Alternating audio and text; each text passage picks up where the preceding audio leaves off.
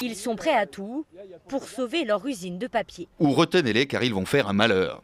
Là, c'est des billets de banque qui est pris en otage avec des bonbonnes de gaz.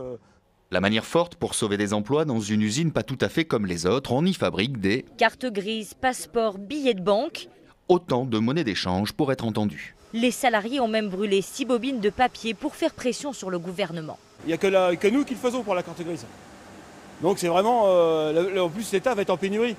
Parce qu'ils n'ont plus que 2 mois normalement d'autonomie pour la carte grise. Après, il n'y en aura plus. Des fois, on tourne en rond et tout ça. Carte en main des députés désorientés. Comment accéder à la nouvelle Chambre des communes?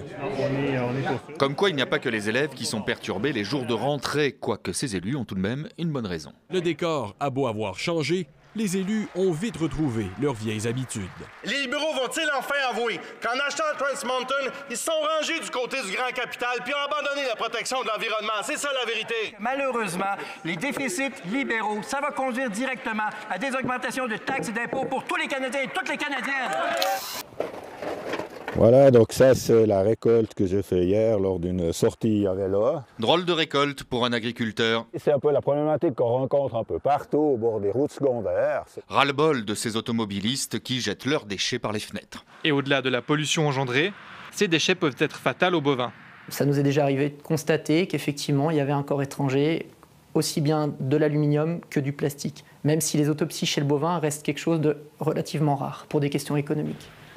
Ils ne sont pas spécialement contents de perdre de l'argent, donc ils nous envoient des insultes ou des menaces de mort. Pas franchement fair-play ces parieurs en ligne, et encore, on reste poli. La violence des messages et des photos dépasse parfois l'entendement. Soit nos visages dans des cercueils ou notre tête photoshopée avec du sang partout qui a été coupé. Alors la joueuse de tennis, face à ses coups tordus, préfère sortir son coup droit. J'avais envie de montrer aux gens aussi que les réseaux sociaux, c'était vraiment devenu un monde assez bizarre et que les gens se sentaient très puissants derrière leurs écrans et que au final, on peut faire ce qu'on veut, envoyer des messages à qui on veut et c'est un peu devenu malsain au final.